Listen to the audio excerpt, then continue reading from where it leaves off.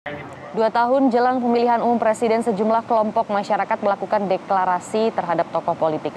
Deklarasi dilakukan dengan berbagai cara. Hal itu dilakukan agar tokoh politik yang diusung bisa terpilih menjadi calon presiden pada 2024 mendatang. Lebih dari 150 orang mahasiswa dan santri Jawa Barat di Saung Budaya Sumedang, Desa Sayang, Kecamatan Jatinangor, Kabupaten Sumedang, Jawa Barat, mendeklarasikan dukungan Ganjar Pranowo untuk maju sebagai Presiden 2024. Koordinator Wilayah Jawa Barat, Anas Nasir, menilai Ganjar memiliki potensi untuk maju menjadi Presiden Republik Indonesia di 2024. Menurutnya, salah satu potensi yang dimiliki Ganjar adalah sosoknya yang dekat dan mengayomi masyarakat. Partai Kebangkitan Bangsa atau PKB Kabupaten Temanggung, Jawa Tengah mendukung penuh Muhaimin Iskandar maju sebagai calon presiden pada pemilu 2024 mendatang. Upaya yang akan dilakukan antara lain adalah dengan melakukan deklarasi dan kegiatan lainnya guna mendukung Gus Muhaimin maju sebagai calon presiden. Deklarasi bertujuan untuk menggaungkan nama serta sosok Gus Muhaimin agar lebih dikenal oleh masyarakat daerah, khususnya Jawa Tengah. Ratusan petani di Kabupaten Kendal, Jawa Tengah mendeklarasikan dukungannya kepada Ketua Umum Partai Golkar, Airlangga Hartarto, untuk maju sebagai calon presiden atau capres di pemilihan umum tahun 2024. Deklarasi ini dilakukan petani Kendal yang tergabung dalam Petani untuk Airlangga. Dukungan diberikan kepada Airlangga karena sosok Airlangga merupakan sosok yang pantas meneruskan tongkat estafet kepemimpinan dari Presiden Joko Widodo. Para relawan asal Jakarta yang tergabung dalam Sahabat Eto mendeklarasikan Menteri Badan Usaha Milik Negara Erick Thohir untuk maju menjadi calon presiden 2024. Ketua Sahabat Eto, yakni Ibrani Datuk Tianso, menilai sosok Erick sebagai sosok pemimpin pekerja keras yang layak menjadi presiden di 2024. Erick Thohir juga dinilai mampu memberikan kontribusi nyata dalam pemulihan ekonomi nasional dengan jabatannya sebagai Menteri BUMN. Mengenai partai pendukung, para relawan yakin Erick akan mendapatkan dukungan dari partai politik. Para relawan juga mengklaim Erick memiliki basis dukungan yang patut dilirik oleh para parpol. Lalu apakah deklarasi yang dilakukan oleh sejumlah kelompok warga ini mampu menaikkan popularitas atau bahkan elektabilitas? Kita akan membahasnya bersama dengan pengamat politik dan juga Direktur Eksekutif Poltreking Indonesia, Hanta Yuda, yang sudah bergabung di Selamat Pagi Indonesia. Mas Hanta, terima kasih sudah bergabung di Selamat Pagi Indonesia. Kita bisa mulai dari sebenarnya ini efektif tidak sih? Karena ini masih 2 tahun begitu kan jelang pemilu. Tapi menurut pengalaman Anda, efektifkah deklarasi dini dari sekarang untuk elektabilitas tokoh politik? Ya, waktu 2 tahun itu bagi kita pemilih atau awam politik itu masih panjang. Tetapi bagi aktor politik, para kandidat, figur-figur yang bertarung, waktu 2 tahun itu bukan waktu yang singkat. Sehingga waktu yang saya kira harus mereka manfaatkan. Tinggal ini deklarasinya harus dibedakan. Kalau deklarasi yang dilakukan oleh figur secara langsung itu menurut saya terlalu cepat, akan dikesankan ambisi. Kalau dia menjulang sendiri ibarat pohon bonsai, efek negatifnya kan kalau ada menjulang sendiri itu kan lawan politik kan semakin ganas ingin memotong pergerakan politiknya. Tetapi kalau itu konteksnya adalah relawan politik yang dibangun dalam persepsi publik adalah bottom up, relatif positif. Karena apa? Karena deklarasi para relawan, para komunitas-komunitas itu paling tidak nomor 1 dampak positifnya memberikan semacam mengimbangi dominasi partai politik dalam level kandidasi. Jadi kan ada 2 Maria ya, kandidasi dan proses pencalonan, yang kedua election dalam proses pemenangan pemilu. Nah di kandidasi ada 2 efek positifnya. Satu, menyeimbang dominasi kandidasi atau pencalonan yang selama ini lewat partai politik. Yang kedua, kalau opini publiknya persepsinya kuat, maka ini bisa menjadi daya tawar, posisi tawar yang kuat ke depan partai politik. Dia figur tersebut merasa didukung oleh relawan, sehingga dia bisa memperkuat posisi tawarnya di depan partai politik. Di sisi ingin menjawab pertanyaan Maria tadi, efektifkan popularitas, 1. Dampak positifnya jelas kalau deklarasi yang dilakukan relawan-relawan dari akar rumput itu dilakukan secara atraktif, secara efektif, itu berpotensi meningkatkan popularitas. Kalau dilakukan secara masif ya, sosialisasinya, komunikasinya, popularitasnya bisa naik. Itu nomor 1. Yang kedua, juga bisa karena relawan ini bisa menjadi mesin politik potensial selain partai politik. Kita tahu bahkan relawan bisa lebih militan dari partai kalau bisa dibangun. Yang ketiga, positifnya adalah para pemilih yang tidak terafiliasi terlalu kuat ke partai politik, yang bukan pemilih atau pengurus partai politik tetapi ingin mendukung figur, dia bisa berkumpul dalam komunitas ini. Sehingga hal ini, 3 faktor positif dalam sisi publik ini memberikan dampak positif kepada figur-figur yang didukung, bukan figur yang mendeklarasikan ya, figur-figur yang didukung oleh relawan dalam deklarasi, sehingga memberikan dampak popularitas kalau dilakukan secara masif. Tadi kan pertanyaan popularitas dan elektabilitas beda. Popularitas iya. Kalau likability, tingkat kesukaannya mungkin bisa positif juga. Karena setelah deklarasi, mengapa kami mendukung figur ini? Karena dianggap berpengalaman, prestasinya bagus, rekam jejaknya positif, itu bisa. Tapi kalau ingin meningkatkan elektabilitas, menurut saya tidak cukup. Harus diimbangi dengan kerja-kerja politik lanjutan. Kalau tadi Mas Hanta mengatakan sebenarnya efek positifnya terhadap tokoh politik itu begitu banyaknya ya. Tapi apakah memang seefektif itu? Apakah memang bisa sampai mempengaruhi pilihan parpol nantinya? Kalau pergerakannya kuat, kita belajar dari Pak Jokowi di 2014 maupun 2019. 2014 terutama, kita ingat pada saat itu yang ditimang oleh PD Perjuangan salah satunya nama Mbak Puan Maharani. Tapi gelombang dukungan relawan yang cukup kuat dilakukan oleh Pak Jokowi, akhirnya salah satu faktor variabel mempengaruhi karena besarnya dukungan dari relawan. Lagi-lagi saya katakan kalau dukungan itu bottom up, betul-betul dari akar rumput dan gelombangnya besar, itu bisa mempengaruhi partai politik. Karena partai kan berpikir juga rasional, mengkalkulasi peluang kemenangan. Asalkan, saya katakan tadi, itu diikuti dengan tingkat elektabilitas yang tinggi. Kalau kemudian deklarasi itu hanya mencari sensasi, sekedar dideklarasikan karena gara-gara elektabilitasnya rendah, itu juga tidak efektif. Jadi saya kira bukan sekedar deklarasi, kalau deklarasinya dilakukan secara strategi yang tepat, terstruktur, atraktif, sesuai isu, maka itu memberikan dampak positif kepada figur yang didukung oleh para relawan tersebut. Oke, tapi yang menarik kalau kita melihat selama ini kan strateginya baru dilakukan oleh para relawan ya, seperti yang tadi Anda katakan kalau strategi langsung dari deklarasi dini langsung begitu ya, dari tokoh politik itu masih terlalu dini sekarang.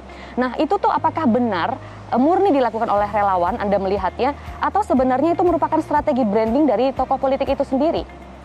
Ya, saya bicara dalam 2 perspektif. Kalau realitasnya sulit untuk mengatakan itu murni dilakukan oleh relawan.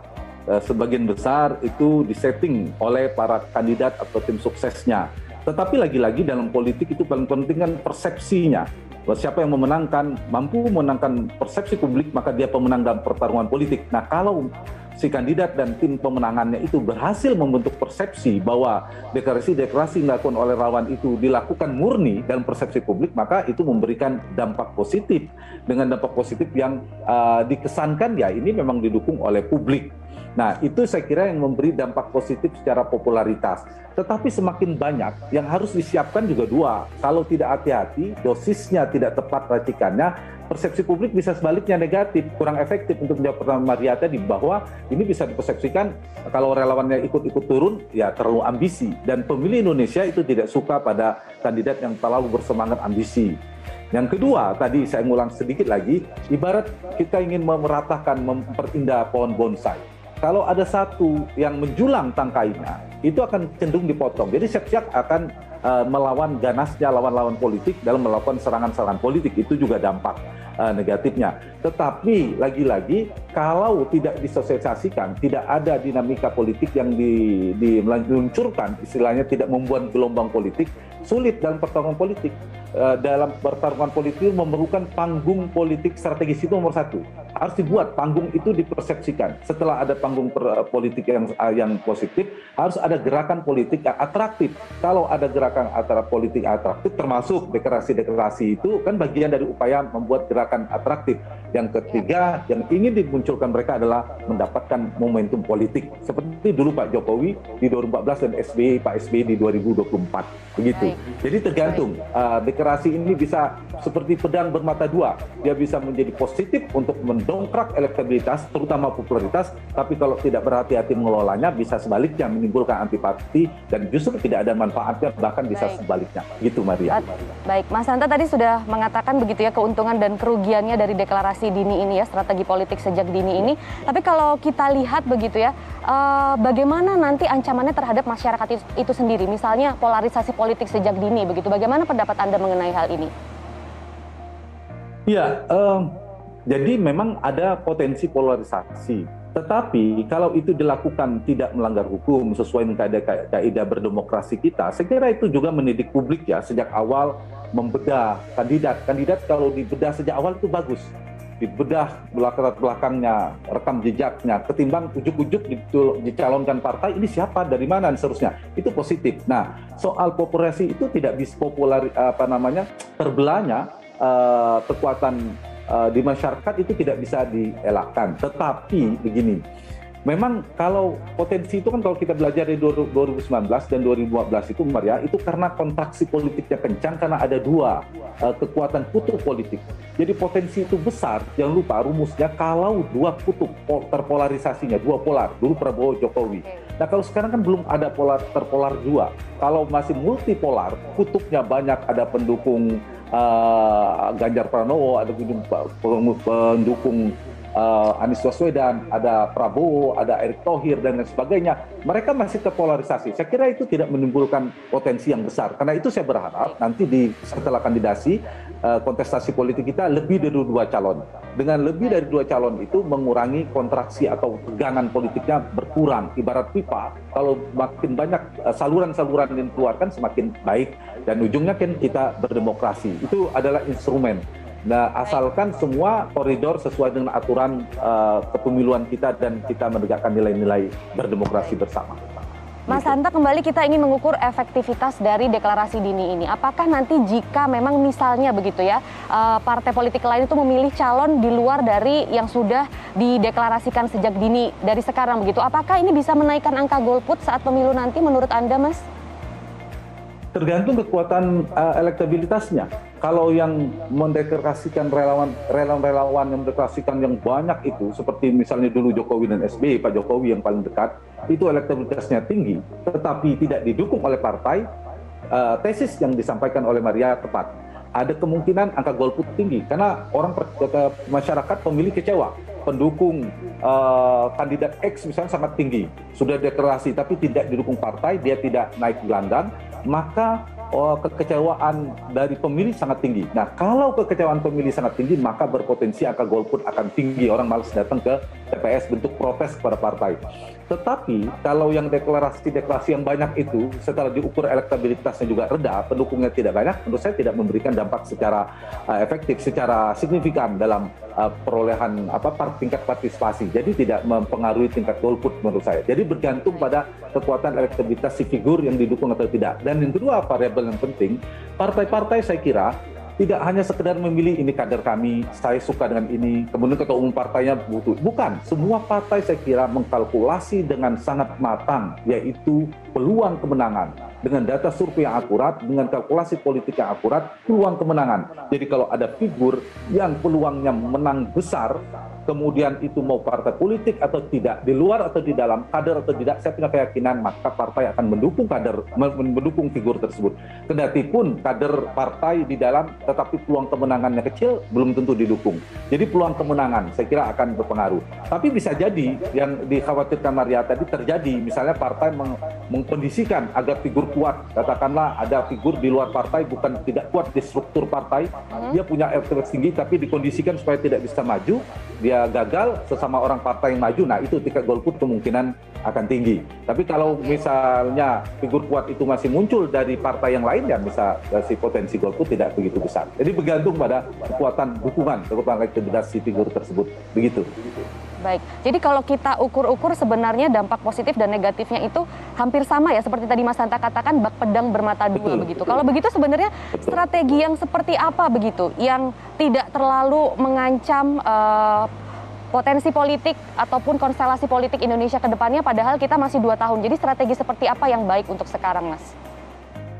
Satu, saya kira deklarasi-deklarasi terutama deklarasi relawan ini diperlukan untuk mulai mengupas rekam jejak. Kalau itu dilakukan secara merekam jejak, jadi yang ditarungkan gagasannya, pemikirannya, prestasinya, rekam jejaknya itu positif.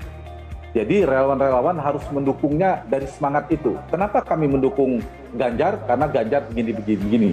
Mengapa komunitas ini mendukung Anies? Karena begitu. Mengapa mendukung Caimin, mendukung Erick Thohir? Karena alasan itu. Nah itu yang perlu, sehingga publik mengupas lebih awal. Saya kira itu positif bagi pembelajaran demokrasi. Satu itu. Yang kedua, saya kira yang perlu dipikirkan juga adalah ini membuat saluran-saluran alternatif selain partai. Supaya proses kandidasi, proses pencalonan itu tidak hanya didominasi, dihegemoni oleh partai. Realitasnya dalam konstitusi kita kan untuk mencalonkan diri itu kan Maria harus lewat partai politik. Misalnya ada kandidat yang kuat, katakanlah para gubernur, ada Ridwan Kamil, Anies Baswedan dan sebagainya, termasuk Ganjar juga tidak kuat di partai. Mereka punya jalur alternatif. Alternatif itu bukan alternatif pencalonan. Paling tidak mesin-mesin politik potensial untuk menyampaikan mereka. Jadi saya kira relawan itu dua harus kalau ingin positif. Satu, secara omni publik dia dibangun citra positif untuk membangun citra positif kandidat, itu harus dipersepsikan. Kedua, relawan ini harus organik. Bukan sekedar ada 3 orang, 5 orang, 10 orang bubar, 100 orang bubar, tapi organik. Kalau dia organik, betul-betul realitasnya ada, bergerak, dia bisa menjadi mesin politik potensial.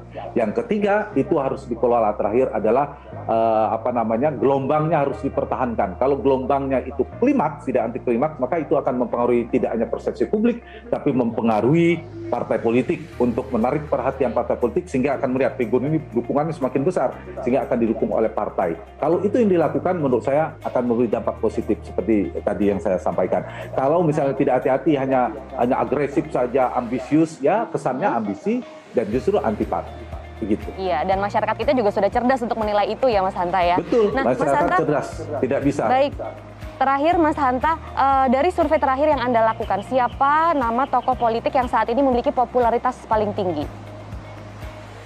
Ya, selain popularitas, mungkin tepatnya elektabilitas ya, tingkat keterpilihan tertinggi di survei Poltering Indonesia terakhir yang kami lakukan, memang dari level capres yang tertinggi masih ada 3 orang. 3 ya, level capres, level tertinggi yang angkanya 2 digit.